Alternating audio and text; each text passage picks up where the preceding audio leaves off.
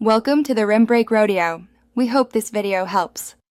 You begin by confirming prerequisites and starting the install flow. First, run Ruby V to record your current version so you can revert if needed. Next, make sure Homebrew is installed because it simplifies package installs. Install it only if missing. Then pick a Ruby version manager, RBend for lightweight shims or RVM for gemset control, because managers isolate versions. Once chosen, install that manager now so you can proceed to add and build a new Ruby. Now you install and compile the target Ruby. First, install build dependencies via Homebrew, OpenSol, Readline, libyaml, and libv, because missing libs cause build failures.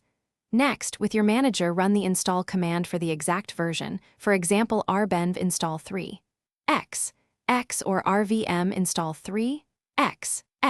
Include verify or proper flags to ensure correct compilation. Once built, set it as the global or project local Ruby, with rbenv global or rvm use default, so your shells pick up the new interpreter immediately. Finish by activating and validating the new Ruby. Make sure to refresh shims with rbenv rehash or source rvm so path points to the new binary, then run Ruby V to confirm.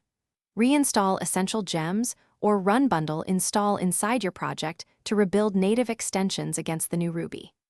If the build fails, inspect the build log for missing headers, reinstall Homebrew dependencies, and try building with explicit OpenSSL and readline flags. This usually resolves compilation errors quickly. Thanks for watching. Consider subscribing if we helped you.